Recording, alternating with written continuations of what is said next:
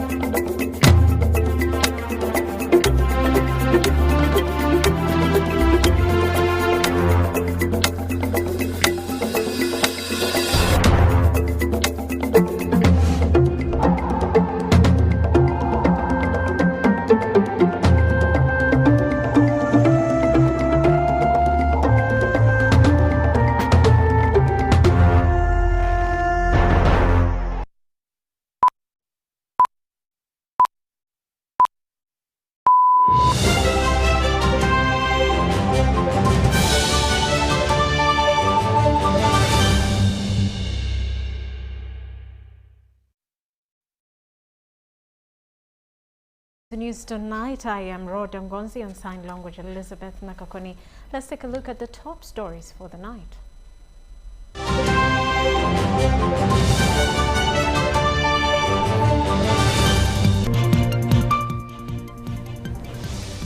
President Museveni warns agricultural officials on fake acaricides. Uganda receives 335,000 AstraZeneca vaccines from Ireland, while Parliament probes Office of the Prime Minister over 5 billion shillings. And court slaps General Katumba Wamala attempted murder suspects with 18 fresh charges.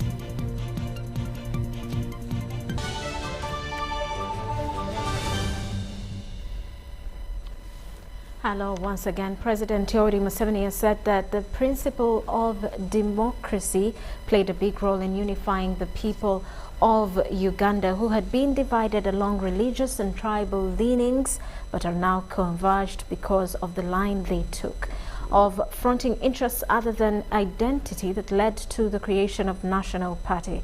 The president was yesterday giving an opportunity lecture to military students of the Republic of Zambia Command and Staff College, who paid a courtesy call on him at State House Entebbe.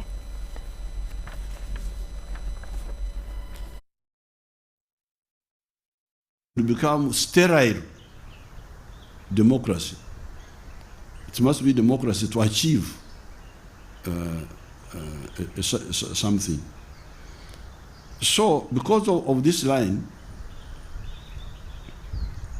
which we started as the student movement, we were able to build, first of all, a national political party. Because you remember, I told you that in 1962, no party could win 50% of the votes in Uganda, because they were all sectarian. But because we came with the line of saying, interests, not identity. People now, they all have similar interests. We realized, number one, love Uganda, number two, love Africa. But you will not love Africa if you do not wake up. If you are asleep, because when you are asleep, you are satisfied with what you have. You don't know what you are lacking. So that's why we said no. Our student movements said, point number 3 must be socio-economic transformation. The society must change.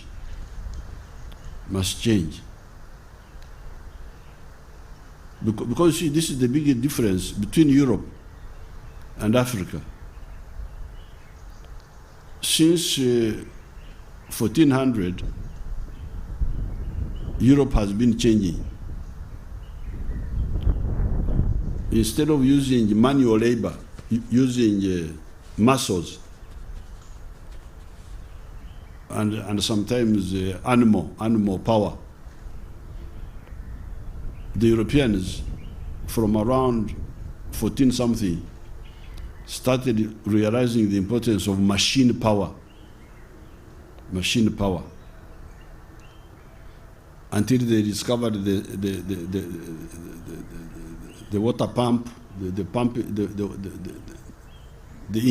engine for pumping water. Then they went to the steam engine, electricity, automation. Now there is the artificial intelligence, machines which can do the work of man. Is very big danger to Africa. We must go from manual labor to intellectual labor, to the labor of the brain, not just the labor of the muscle. And all the elements of socio-economic transformation. We must build a middle class. Meanwhile, President Yoweri Museveni has issued a stern warning to all who produce and market counterfeit herbicides and pesticides, which hurt the nation's backbone, agriculture. This was during the closure of a 4-day retreat of Ministry of Agriculture and Animal Industry and Fisheries officials and their key private partners at National Leadership Institute, Chankwanzi.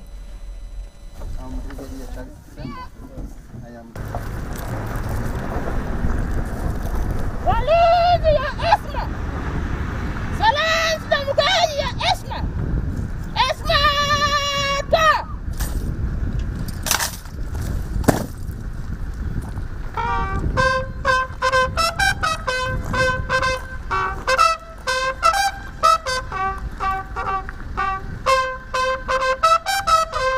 The 4-day retreat at the National Leadership Institute at Chankwanzi brought together senior management and the political leadership of the Ministry of Agriculture, Animal Industry and Fisheries. In a speech read for him by the Prime Minister, the President said transforming the 39% of the population that is still outside the money economy was the biggest challenge the country faces. He said government must take every effort to engage the population in productive and business-oriented agriculture to enable people earn a good living. For decades, I have noted that the NRM government has done a lot for our people, but we have not told and communicated it as widely as possible. This has often made the people question what government is doing. I have therefore directed that ministers and other senior leaders of government should regularly use radio and TV stations, social media, and all other forms to tell our people what government has done and is doing for them. If we don't tell our positive stories, no one else will do it for us. The President emphasized the need for close supervision of government programs and projects by the political and technical leadership. He said anybody who procures or authorizes procurement of fake seeds or fertilizers or acaricides is a criminal and should have no place in the public service.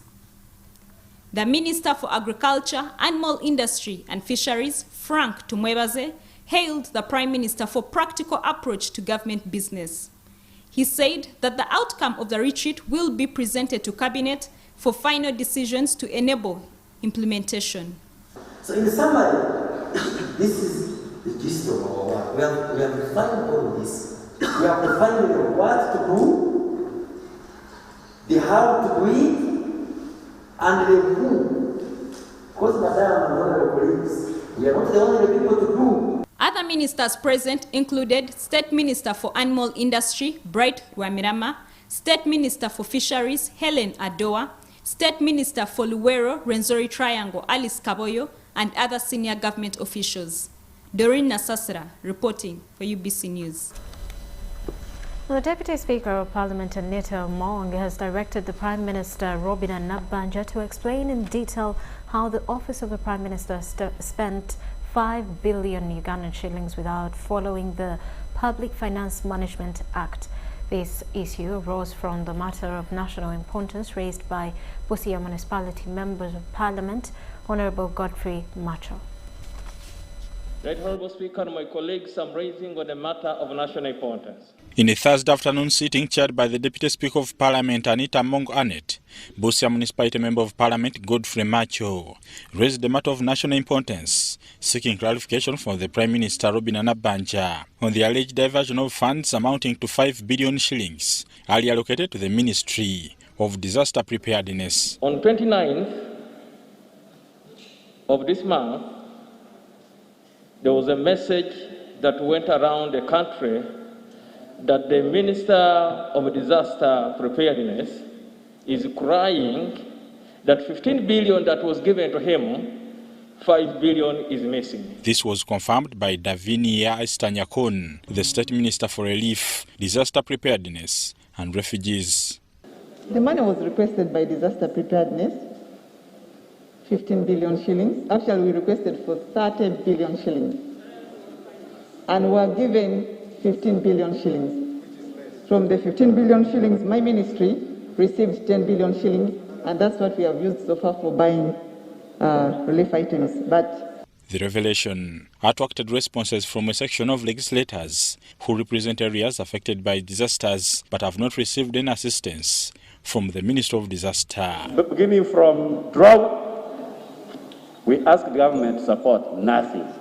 For sure, when we hear that 5 billion has been diverted from disaster, yet on a number of occasions we have written to the Ministry of Disaster Preparedness, and we have been told that the budget to that ministry is not sufficient to cover all the disasters that happen to our country.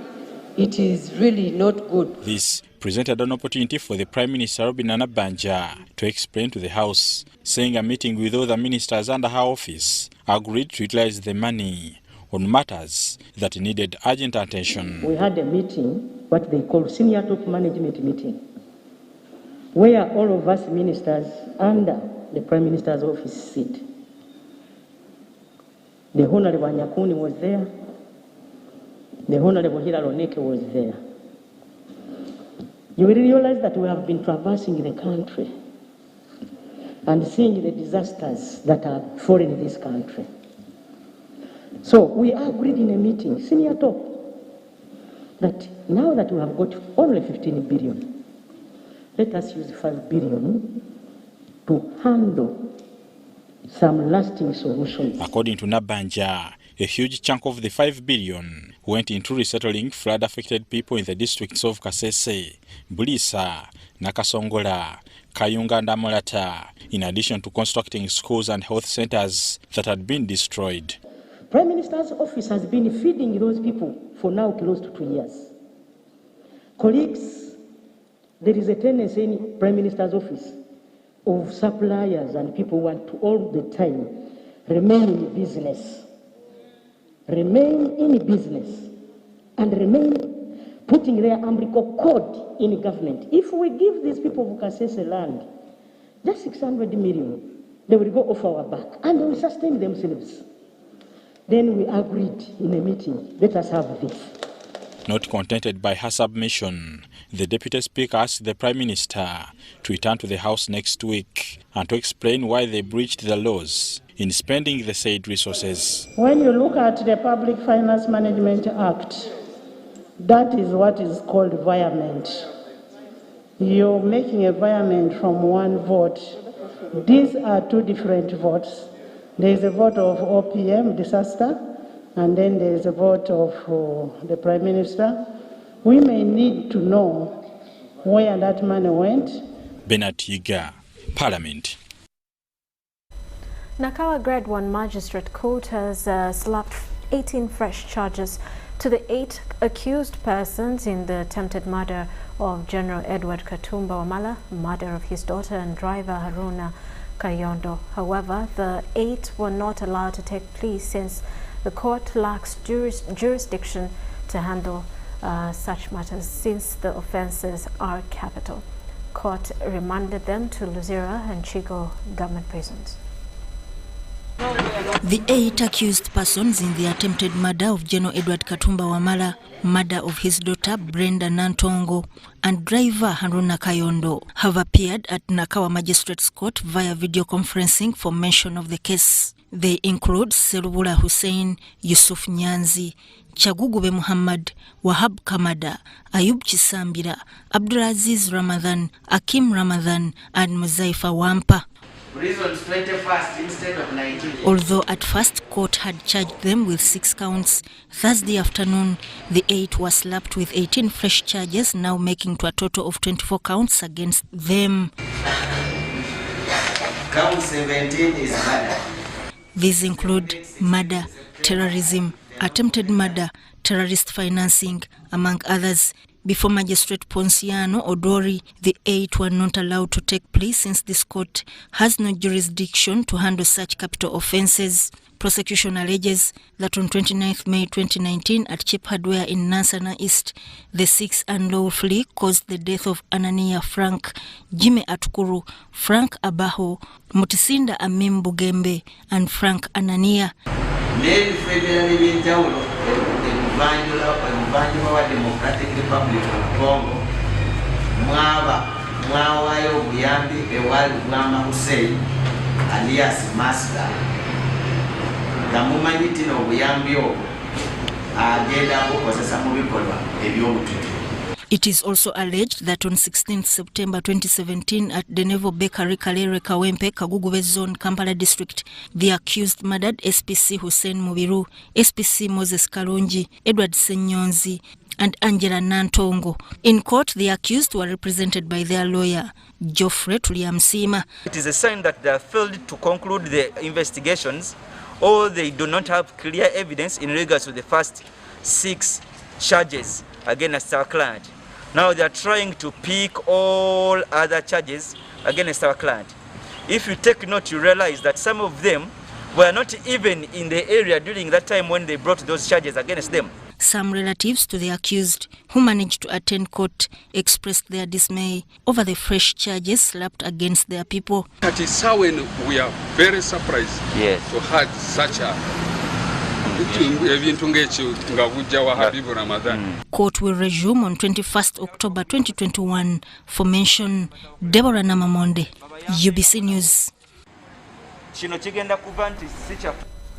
Still in court, the legal team representing Michael Kabazaguruka has asked the Supreme Court justices to uphold the decision made by the Constitutional Court stopping the court-martial from trying civilians since they are not subject to military law. According to the petition's legal team, if justices decline to uphold the decision, this infringes on the civilians' rights to a fair hearing as stipulated in the Constitution. After listening to both submissions, court has indicated to both parties to deliver its judgment on notice in the matter. In majority decision in the case filed by a former member of parliament, Michael Kabazaguruka, Constitutional Court judges agreed that court-martial is not an independent and impartial court to try civilians since they are not to subject military law. Thursday morning, all parties in this matter appeared before the panel of the 7 justices of Supreme Court led by Chief Justice Alfonso Winyidolo to kick off with the hearing of the petition. In court, Honorable Michael Kabazaguruka was represented by Counsel Medad Lubega Segona, Caleb Alaka, and the Attorney General for the defense. You can't walk to a court and say, I don't think that court is going to be impartial. Even in our ordinary courts, that's not allowed. If you want to say the court is not going to be impartial, you must come with evidence. It is the duty of this Honorable Court to defend the Constitution, because this is the instruction of the people under Article 126. And this is the last standing institution. Before court, Michael Kabazaguruka's legal team asked court to uphold the decision made by the Constitutional Court, citing that court-martial is just a disciplinary committee which is meant to discipline only UPDF soldiers, not civilians. Parliament shall make laws regulating the Uganda People's Defence Forces, and in particular, I underline the words, in particular providing for A, the organs and structures of the Uganda People's Defence Forces, B, recruitment, appointment, promotion, discipline, and removal of the members of the UPDF. The Constitution should never be read as one paragraph. You need to read all of them. So when you read Article 220 and you read Article 79, you'll get the import of what Parliament does to make laws for the peace and security of this country and the development of the country. Kabazigluka's lawyers also cited a lack of independence and impartiality by the members who preside over the court-martial to try civilians. But the problem we're having in that court is when now Parliament, in its own wisdom, decided to include all other provisions of the penal code and other laws which this court should pretend over. Otherwise, if you allow that to happen, you're leaving them with all the powers. All they need to do is to allege. They also disagree with the UPDF article, which gives court-martial powers to try civilians. However, this was objected to by the Attorney General. And it is very clear, my Lord, there is no parallel legislature in the country. There is no parallel executive. There can be no parallel court. The best that the UPDF could establish is a disciplinary tribunal. Even for disciplinary bodies, even in our offices, even in administrative bodies in our offices, those disciplinary tribunals, even employment tribunals, must be impartial, they must be fair, and they must do these things fairly to all the people. What about the soldiers? Accordingly, Kabazigluka asked court to uphold the Constitutional Court decision, but this was objected to by the Attorney General, who prayed to court to dismiss this application with costs. After listening to both submissions, Supreme Court justices indicated to both parties that the judgment in this matter will be on notice. Deborah Namamonde, UBC News. An High Court in Mbale has dismissed an election petition in which Lydia Wanyoto filed against the incumbent Mbale City Woman MP Connie Galiwango. Wanyoto took the matter to court, challenging the victory of Connie Galiwango in the 14th January elections, accusing her of bribery, intimidation of voters, and tampering with the ballot boxes. Now, Mbale High Court, presided over by Justice Dr. Andrew Vyabashaja, has dismissed the election petition. Has dismissed the election petition on grounds of lacking substantial evidence. Lydia Wanyoto, the NRM candidate in the January polls for Member of Parliament elections, dragged Electoral Commission and Connie Galiwango as first and second respondent, respectively. In her petition, Wanyoto... They were struck out because they never saw.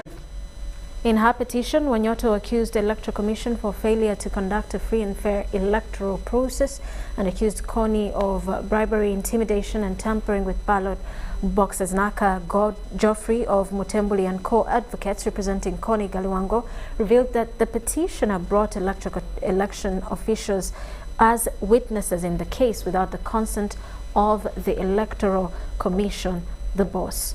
Amidst tears of joy, Connie Galiwango dedicated her victory to the God Almighty. Meanwhile, Eddie Nanguru of Nanguru and Co-Advocates, the lead counsel from Wanyoto, expressed dissatisfaction on the judgment and promised to appeal to a higher court for his client to attain justice.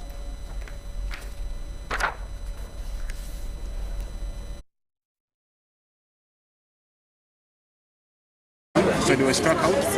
They intended to rely on photocopies of ERA forms, voters register, which in accordance with the law, they must be certified. Their agents who came as witnesses, they never put in their appointment letters to prove that they were agents. They had a printout where they forged the contact of Mambale. Ogusinze ekitegeeza nti byonna byali forgery okuprovinga nti nze abantu bannonda. Results were taken from them and they never filled their forms. Now the court today has told us that that evidence there is unreliable because the EC. Now, the Minister of Gender, Labour and Social Development, Betty Amongi, has expressed the need of investing more in creating public awareness about gender-based violence.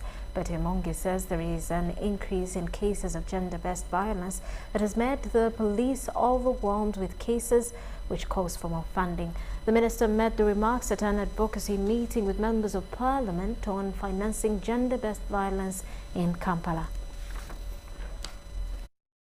And with that, the women will no longer have the special affirmative action fund. I have notified them that under the parish development model, where money will now be accessed at a parish level, Cabinet has decided that 30% of the money under parish development model will be accessed by women. Then another 30% will be accessed by youth and 10% by persons with disability. So when we compute that money, it would mean that the women, the girls, and the women who are under persons with disability will at least be able to access a minimum of 45% of the funds under the parish development model. If people know that when they beat or meant violence on women and women go to police and they are able to compromise, then the case will die off. Then it will perpetuate people knowing that the case cannot move far. So, now, having hosted numerous COVID-19 patients and equally treating various illnesses, Entebbe Grade B Hospital is to be refurbished. Main emphasis will be on painting of patient wards. Now, Plascon, celebrating its 10th anniversary, is investing 800 million shillings in the entire campaign where the hospital will be painted. They will award customers and donate to those affected by the COVID-19 pandemic. Know that the hospital, the health system has been greatly strained by this. But even among them, among all the hospitals across the country, we believe Entebbe Grade 1 Hospital has had the greatest hit. They were the hospital to receive the first patients to be quarantined. They continue to receive patients, and they continue to do a tremendous job in helping to fight the COVID-19 pandemic. We know that there's been very many initiatives to support all the hospitals across the country, but as Plascon, we felt compelled to reach out to one of the hospitals that has been greatest hit by this pandemic. We also are going to donate around 45 million worth of goods to Entebbe Grade 1 Hospital. As players in the paint subsector of the construction industry, I must say things are beginning to look up. We are not doing that bad. Of course, you all know the economic growth almost halved from 6.5 to about 3.8%. So you all know the times are not the same. But we are very optimistic that the country will be up and running because there are many signs, there are enough signs to show.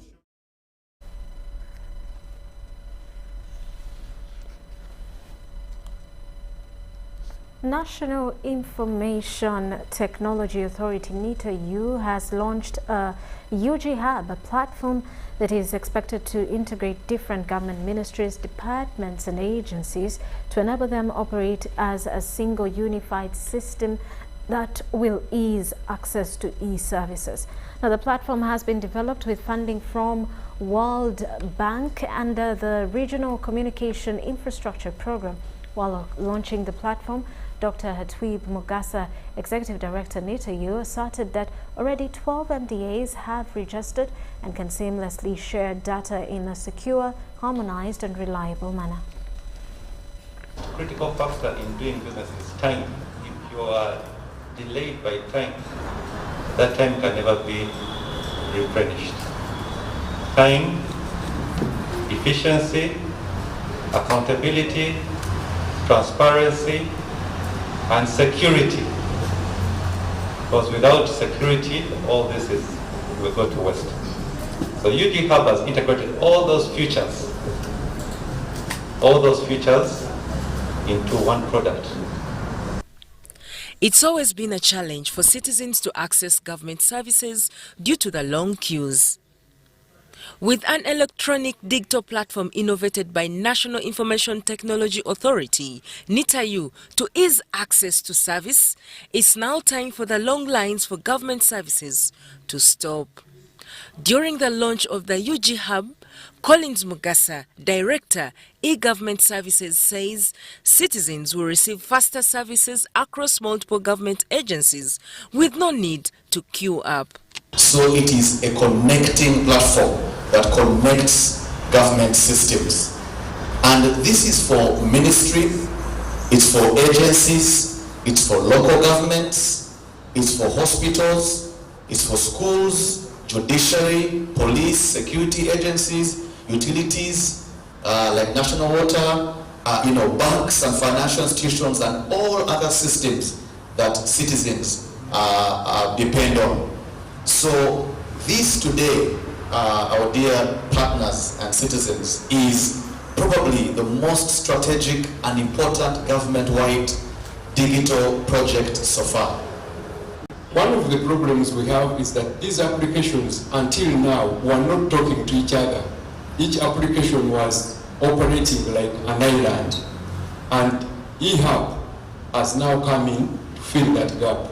Commissioner Julia Storoch, in charge of ICT at the ministry, says government's ambition is to better leverage data, harness new technologies, as well as driving broader efforts to build a digital economy and digital society.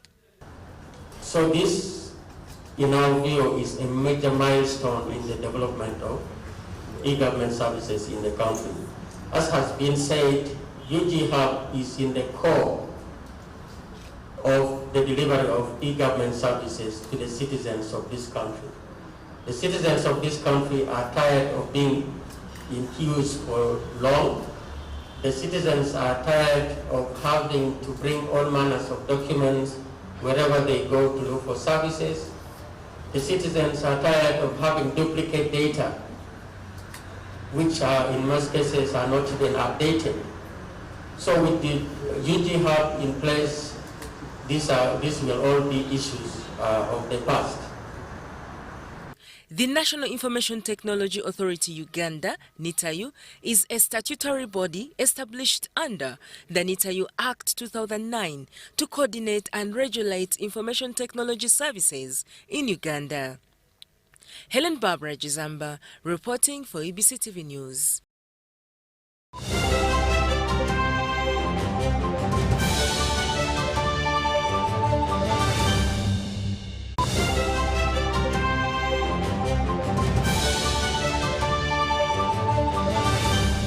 Today in history.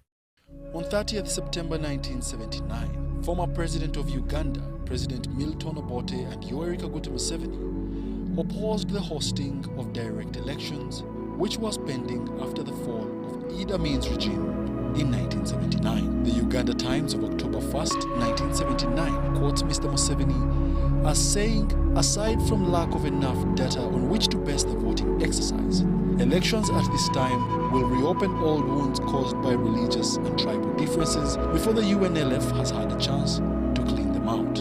Initially, the general election was planned for September 1979 before they were pushed to December 1980.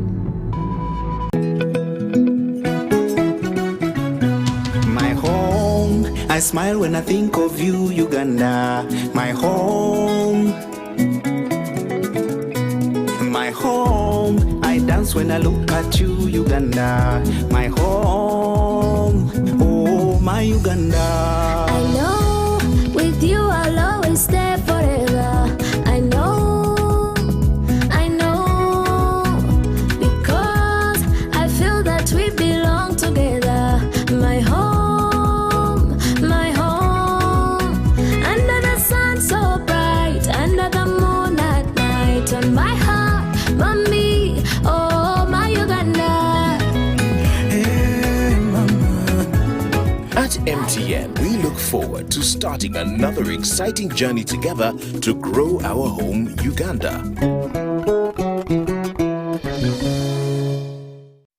Echa COVID-19 kijja kugwa only if we stay at home, observe physical distancing, wear masks properly, Sanitize or wash your hands with soap and water regularly, or get vaccinated now.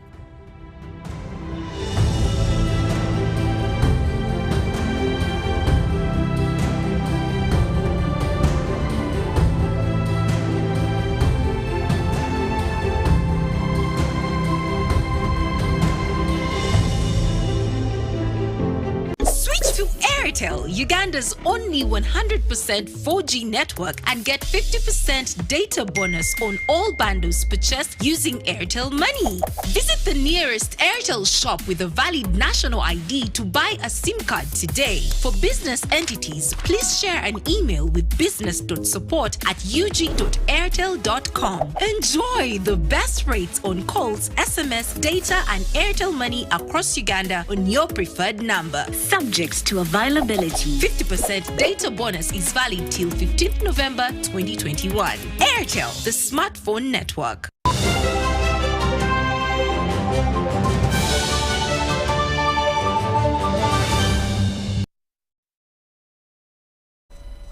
Welcome back. You are still watching News Tonight. Government through district commercial officers has been urged to encourage households in organizing village savings and cooperative organizations to boost financial literacy. This has been disclosed following a report on evaluation of effectiveness of financial inclusion on households' welfare by Makerere University College of Business and Management Sciences. A report through which financial services are delivered to the disadvantaged and low-income earners of the society on timely and affordable costs in Busoga indicates that households find it easy to use mobile money and village circles to make deposits. The cost of withdrawing funds from mobile money agents is high.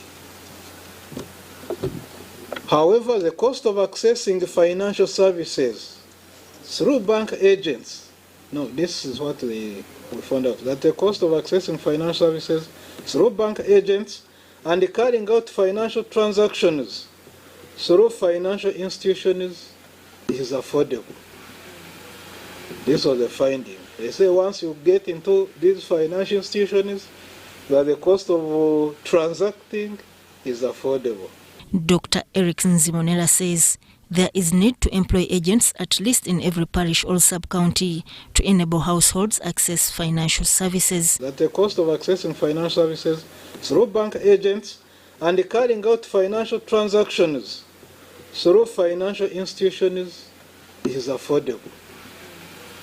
This was the finding. They say once you get into these financial institutions, that the cost of transacting is affordable.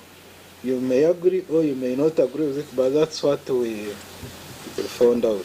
The Dean School of Business, Makerere University, Dr. Godfrey Akileng says there is need to address the gaps financial institutions are facing, hence the need of mechanisms in reduction of poverty. I believe that a highly informed community, highly informed community with clear access to financial services, ability to mobilize savings and invest is primary and key for the development of any nation.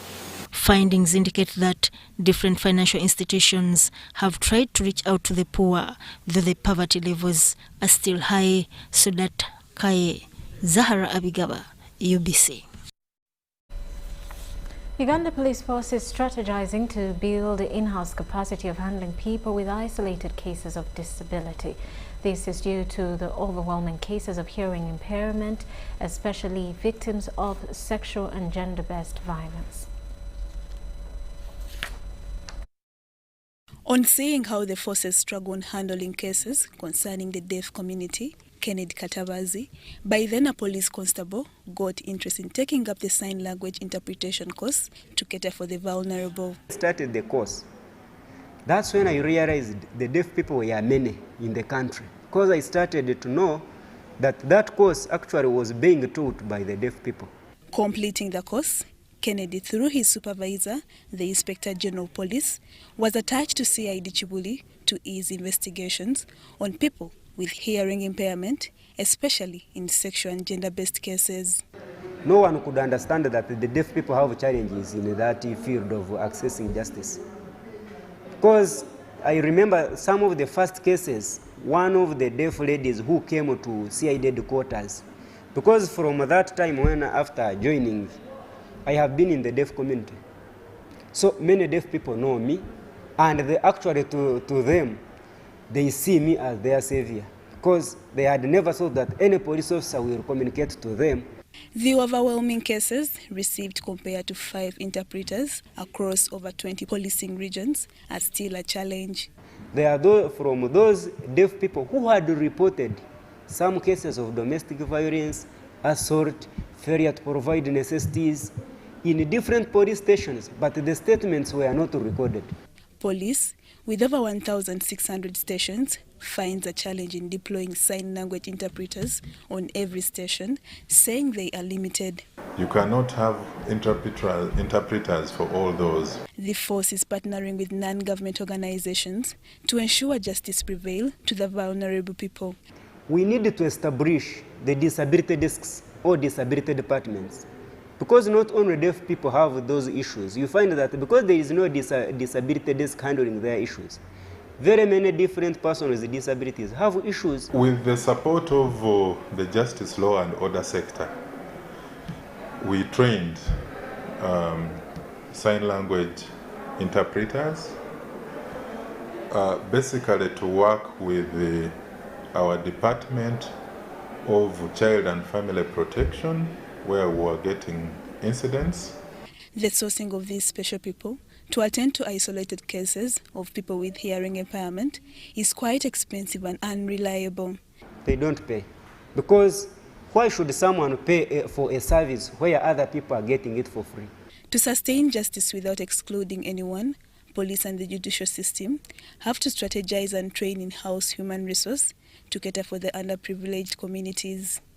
Lydia Chomkama, UBC News. The Department of Childhood Cancer at Uganda Cancer Institute is celebrating September Gold Month aimed at creating awareness in pediatric cancer in the country. Internationally, the Gold Month stands with parents, guardians, survivors affected by cancer to reflect on what it means to have childhood cancer. Dr. Jackson Orem, the Executive Director of Uganda Cancer Institute, assured Ugandans that medicine for the treatment of cancer in children is available and free of charge. Dr. Orem also stressed that children with cancer should not be discriminated against and be treated equally. According to the World Health Organization, 80% of children with cancer in high-income countries survive, as opposed to 30% in low-income countries, yet the causes of low survival rate can be addressed.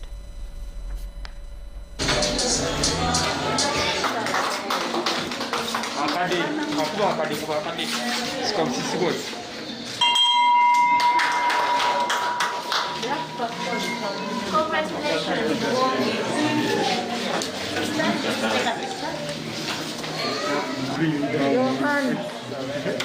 That is bad. You keep doing this. Remember that. Cancer Institute, we have now moved a step further. We want to be celebrating especially those that we are sure are cured. There are 5 years of treatment. That would be for us even more meaningful. We started this initiative of the Heroes Camp. That is a camp where we celebrate all our survivors, and we invited everybody who had survived. That was the very first time that we did this. But every year we keep improving. We keep asking ourselves, what is the purpose of this Heroes Camp? Do we just want to celebrate people who are off treatment? We celebrate those ones as well. But we now want to even up the stakes and say it's not enough to be off treatment because you've adhered and you are now finished. We want now to go a step further and say these are our children who finished treatment, but they've been off treatment for 5 years. We consider them cured. I'm very happy to inform you that the medicines for treating children with cancer at the Uganda Cancer Institute is available and is free. All children with cancer are treated free. Anti-cancer medicine is available. So the onus is now on the doctors to make sure that diagnosis is made and these children are referred.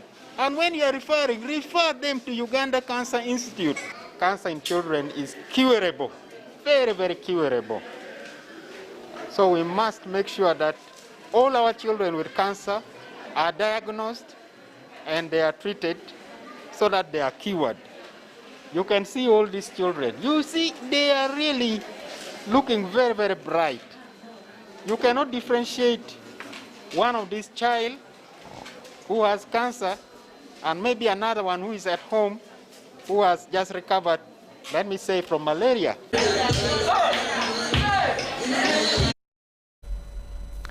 Government has commissioned a health center too in Bwesumbu sub-county Kasese district that has been under renovation for several months. The fully refurbished health facility will relieve residents of the sub-county from trekking long distances seeking for medical services in the district. In November 2019, Kasese District Local Government secured funds to rehabilitate Bwesumbu Health Center too. The rehabilitation under contract by Mariam and Brothers Trading Company Limited was to construct modern structures housing a maternity ward, staff quarters, a 5-stance latrine, placenta pit, medical waste pit and big solar panels. The facility that will serve an estimated population of 2,300 people is a relief to many who have been trekking for long distances seeking for medical services in Kasese district. It will also serve largely 44 villages on the mountainous areas of Kaswa, Kasangali, Bunyamura, Mbata and the hosting Bwesumbu parishes.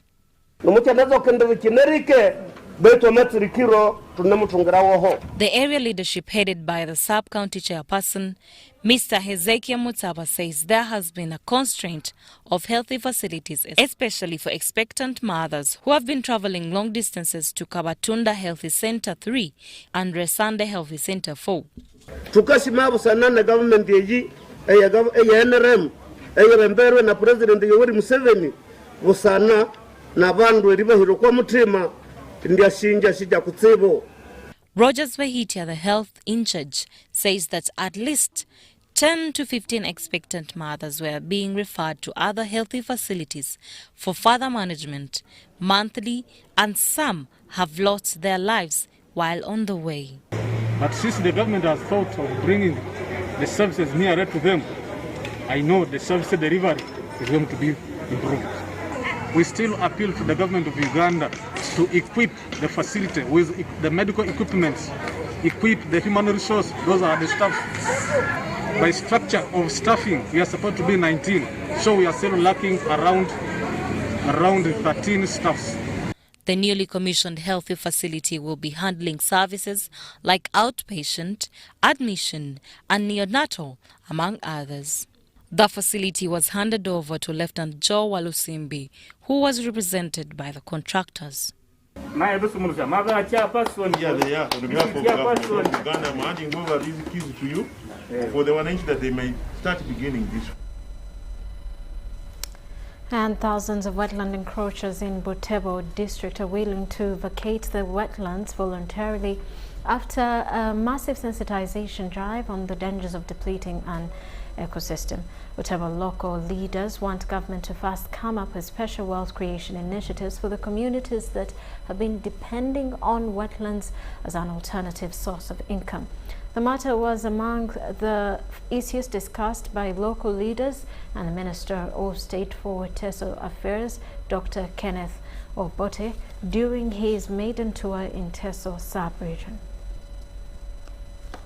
Thousands of rice growers in Butebo district are living in fear over the looming evictions from Wetlands Cabinet, having passed a policy of restoring all wetlands in the country. It is a government policy because the wetland is not our, it belongs to the government. And what we are going to do is, the little you are going to give us, we shall start from there. You know, they use that money of rice two seasons to educate their kids, to buy something like animal, to survive.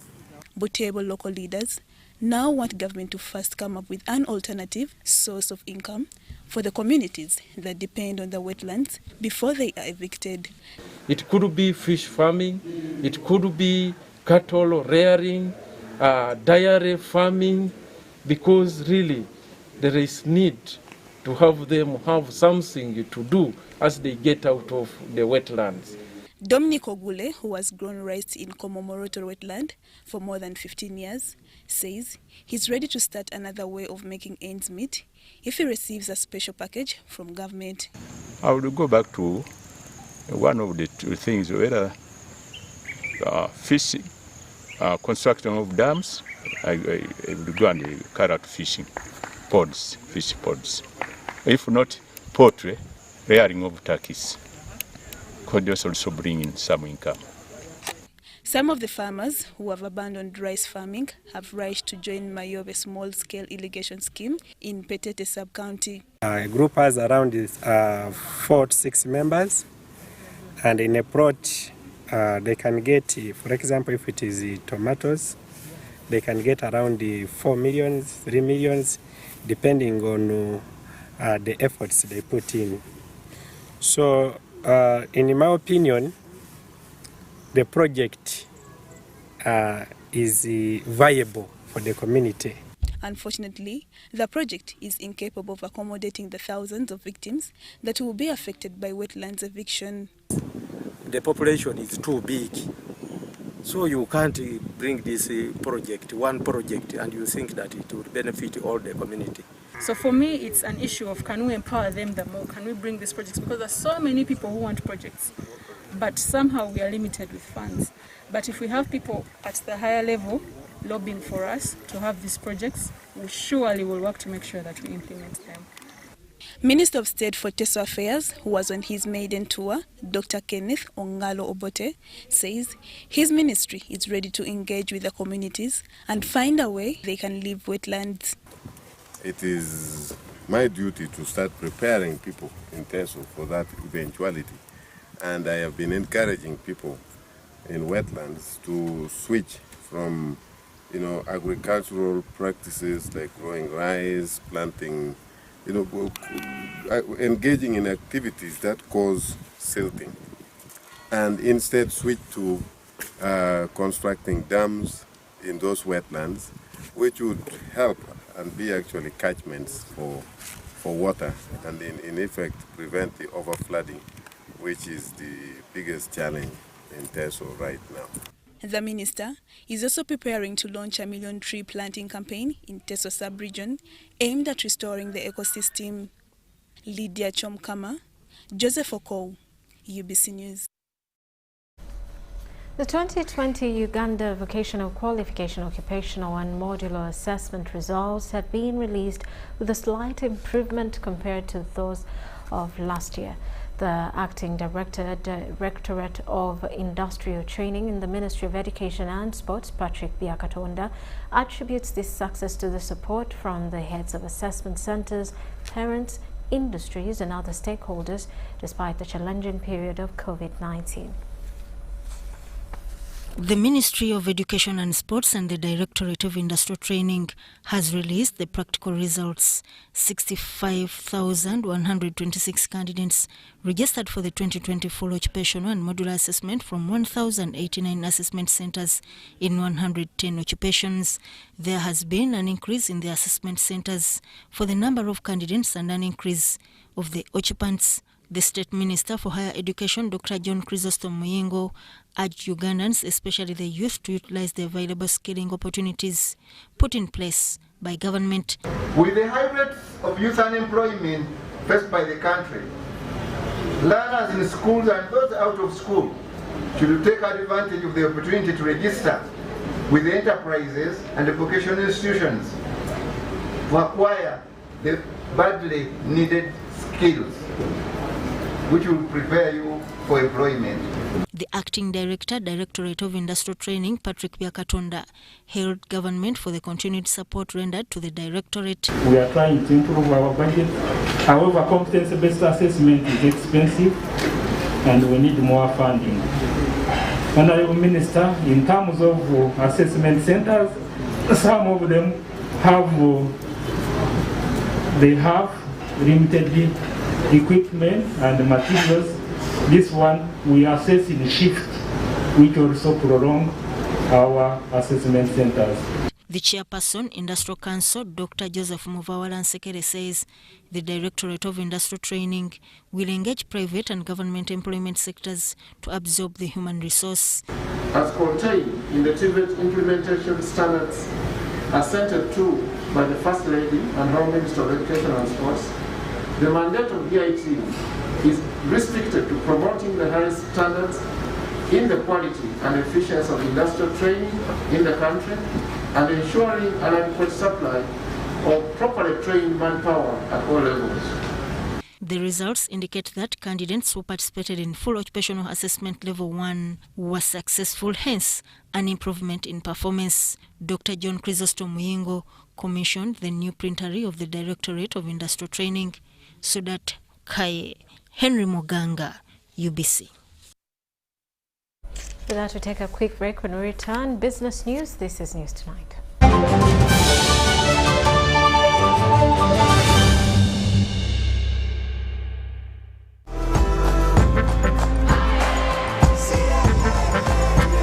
Uganda, today is a great day to work towards your dreams. Dial *185 *7# and select savings to save as low as 500 Ugandan shillings on regular savings or 250,000 Ugandan shillings for fixed deposits.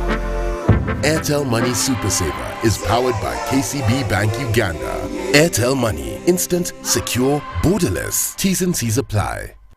Getting GoTV was the best decision James has ever made. Finding a good place to watch football was never easy, but it was costly until James discovered something big.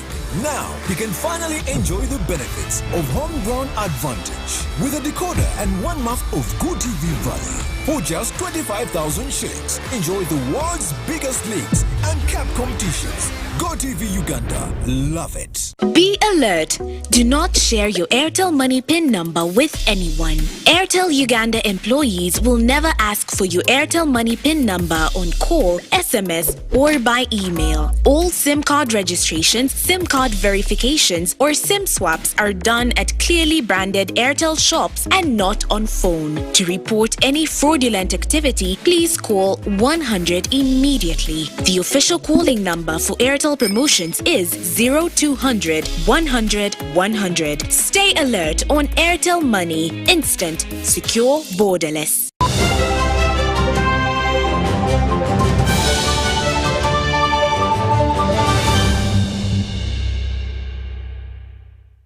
And on business news, Uganda will join over 100 countries and international organizations to participate in Expo 2020 Dubai from the 1st of October to the 31st of March 2022 in Dubai. 12 months from the scheduled date due to COVID-19, Uganda is participating at this expo at the invitation of the government of UAE. The theme of the Expo 2020 Dubai is Connecting Minds, Creating the Future, with the sub-themes of mobility, opportunity and sustainability. Uganda is participating under the opportunity sub-theme. At a media briefing in Kampala, the team Uganda revealed that they were ready to showcase the market, the Pearl of Africa, at the event.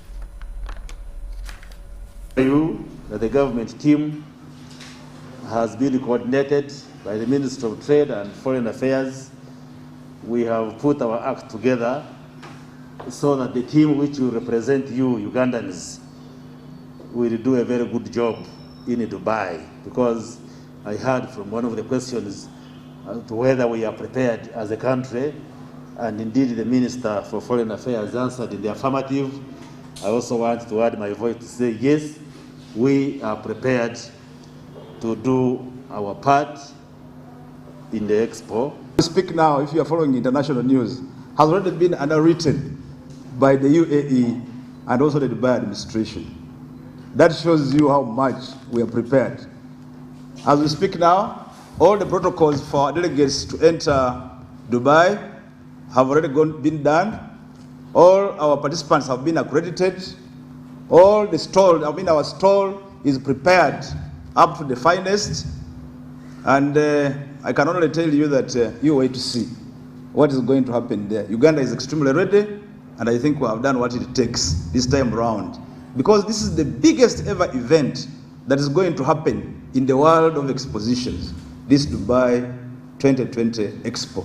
We are going to be the official carriers to Dubai Expo this time round.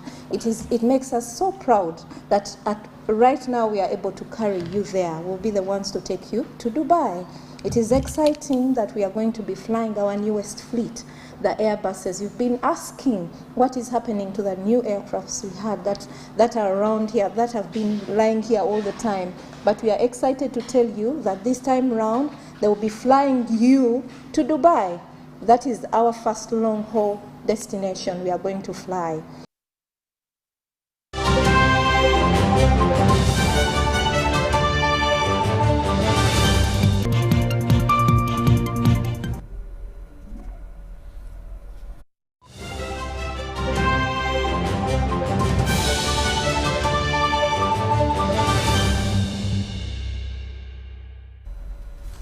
In sports, the Twaha Kakaire, the 24th president of the Federation of Uganda Football Association, has passed on. The bereaved family announced his death this afternoon. Kakaire, who was preceded by Dennis Oboa, suffered an acute cardiac arrest leading to his demise. He is remembered for the promotion of women football and the national senior football teams, the Cranes. According to Ahmed Hussein, the FUFA Communications Director, FUFA will accord him the barrio status befitting a former president of the football governing body in the country. Barrio will take place on Friday in Jinja municipality. I'm here, I'm handling up ekintu ekiriwo kati. Batabanyiwe bajja abalala bajja mukubo naye nga we thought that it was better bwafudde lwakuna mugaso nnyo eri eggwanga ng'afudde era balesewo eddibu n'okusingira ddala mu region yaffe gye tubaddemu gye tulimu oba eya Busoga tebateekedde eddibu ddene naye nga okufa bwe kutyo Mukama yawa ate yakola ki era yajjawo.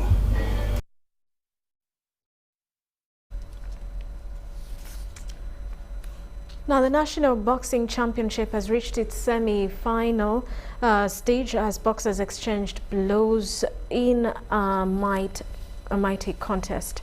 In the quarter-final contests, Masembe Isaac of Kobab Boxing Club outclassed Kimaga Isaac of Sparks Boxing Club in the featherweight to make it to the semis. Joshua defeated Mutewi Kenneth in the welterweight category, while fans' favourites Isaac Zebra Senyange Jr. of Zebra Boxing Club equally made it to the semis, defeating Katongole Nicholas in the light middleweight category.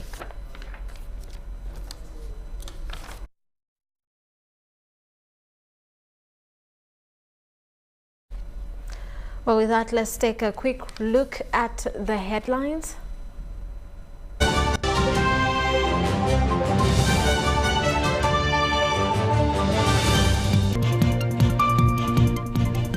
President Museveni warns agriculture officials on fake acaricides. Uganda receives 335,000 AstraZeneca vaccines from Ireland. While Parliament probes Office of the Prime Minister over 5 billion shillings.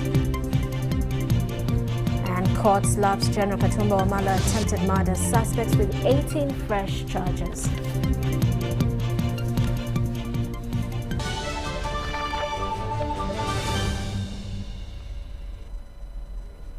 Well, that does it for News Tonight. Thank you for sticking with us. I am Rhoda Ngonzi. Have yourselves a lovely night.